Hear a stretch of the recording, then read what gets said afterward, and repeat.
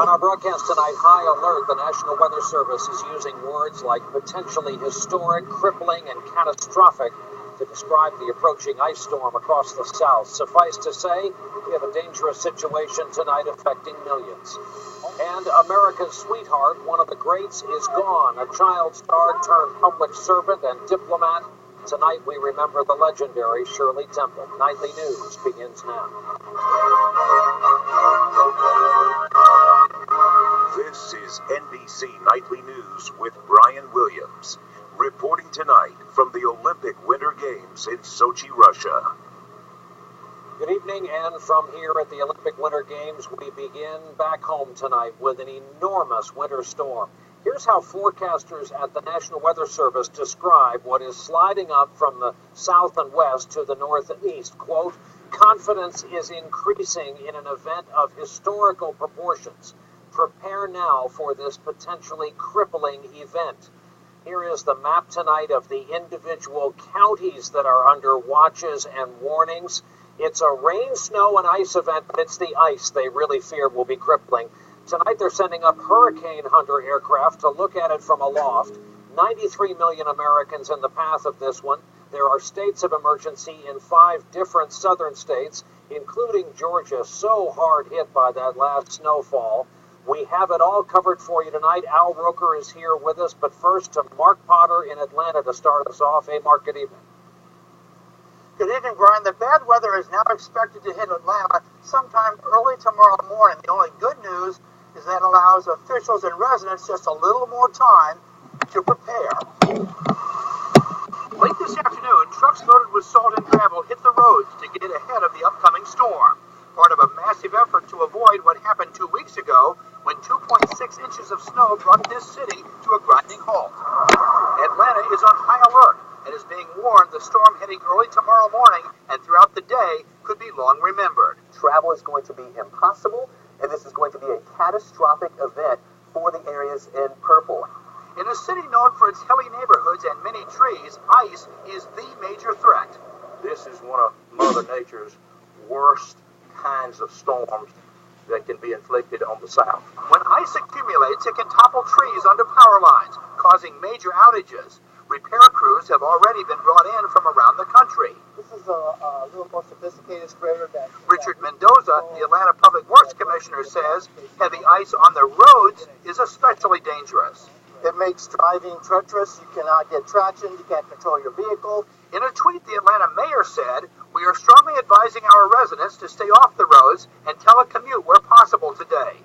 Todd Hackett is doing just that after spending 7 hours stuck in his car during last month's paralyzing storm. I'd rather be at my house and not on the highway or a side road in my truck.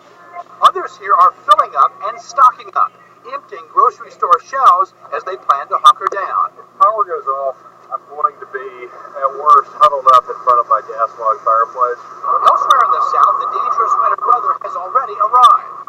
A string of crashes on icy roads around Dallas, causing at least 4 fatalities. In Mississippi, snow and ice drove trucks off the roads. In North and South Carolina, parents took their kids home after heavy snow forced schools to close. Classes are also dismissed in Georgia, where snow in the northern counties temporarily forced the closure of I-75, a major highway. And here in Atlanta, as you can see, not that many people are on the roads as they heed the warnings. They're also being urged to stock up on things such as heating fuel, batteries for radios and flashlights, and medications, enough to ride out this storm. Brian? All right, Mark Potter setting the scene in Atlanta. Mark, thanks. As I mentioned, Al Roker here with us working the evening shift tonight. Did somebody say a foot of snow in Washington, D.C. by Friday night? It's very possible, Brian, once this thing gets finished with the South. But in the meantime, we're going to be looking at brutal conditions. Look at this, from Dallas, Fort Worth, all the way up into New England. We have a wide swath of ice storm warnings from Atlanta into South Carolina, and this winter storm watch and winter storm warnings go all the way up into New England. Here's what we've got setting up. Basically, we're looking at low pressure developing along a stationary front, both double barrel low in the Gulf and then off the Carolina coast.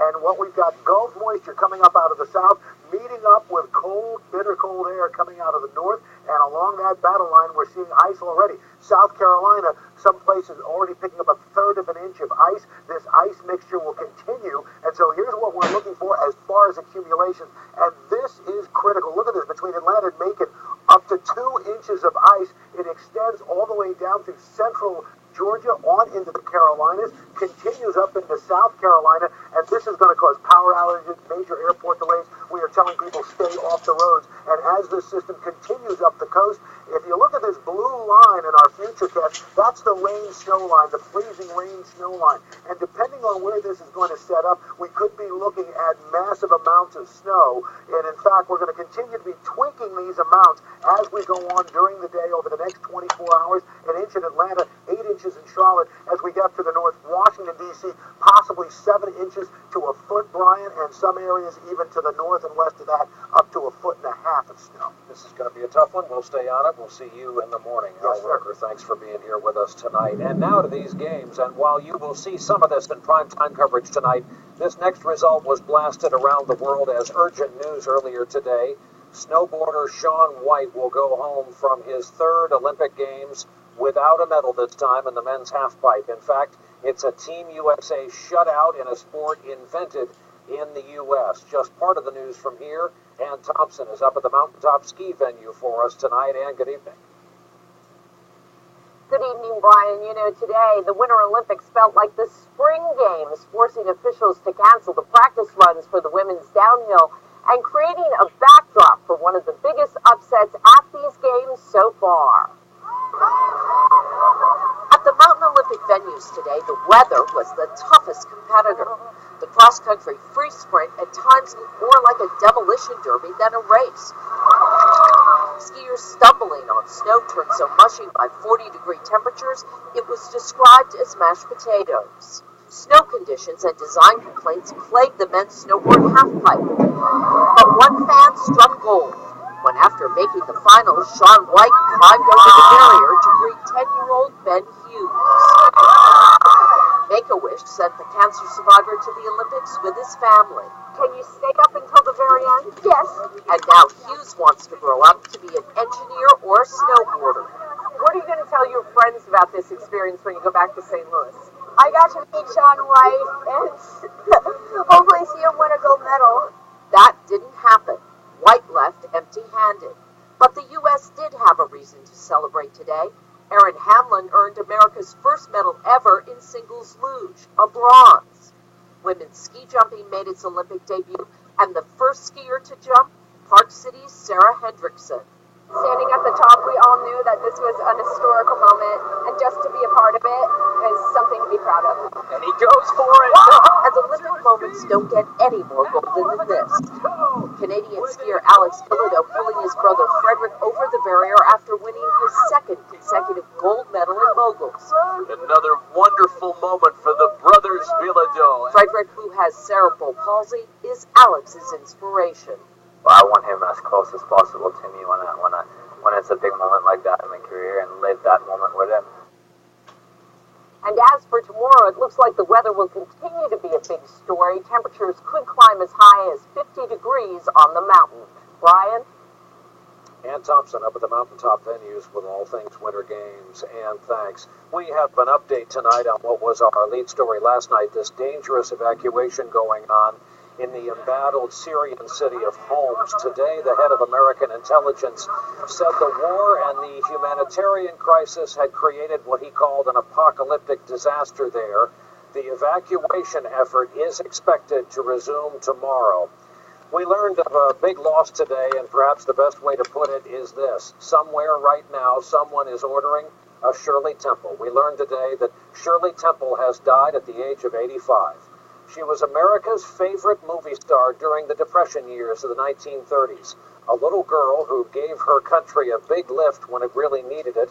She was congratulated by the president for it. In later years, she became Shirley Temple Black and became a public servant and a pioneer. We get a look back tonight from NBC's Kate Snow.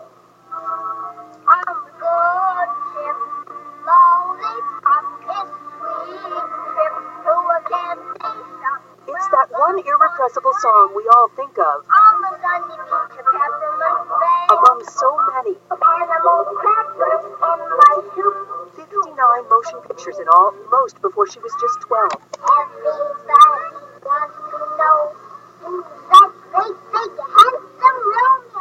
Shirley Temple, with her golden ringlets, was the antidote to depressing times in the 1930s, giving America a reason to smile.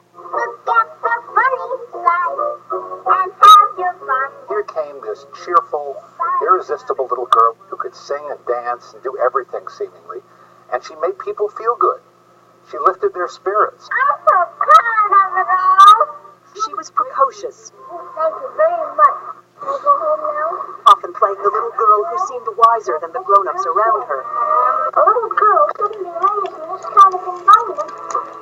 At a time when segregation was still the norm, she shared the screen with Bill Bojangles Robinson and called him her favorite co-star. As a child star, she made millions, but as she grew up, her movie career faded, setting the stage for a remarkable second act. I want to help. Though her bid for Congress failed, President Nixon made her his UN representative. And in 1972, she spoke bluntly about her own breast cancer. So the recommendation was that the entire breast should be removed, which is called a simple mastectomy. From her hospital bed, she urged women to have mammograms. But if they have any strange lump in their breast or any symptoms, to not be afraid to go to the doctor. She won high marks as a diplomat, ambassador to Ghana and later Czechoslovakia. A public servant, an advocate, married for 55 years. Farewell. Stardom is stardom, and star quality is timeless, and that's what she is. She's timeless. And the most famous child actress of all time. Kate Snow, NBC News, New York. And when we come back here tonight, Vladimir Putin's big show, the most expensive Olympics ever. How a president who rules with something of an iron fist transformed a city by the sea, say nothing of his country. Back here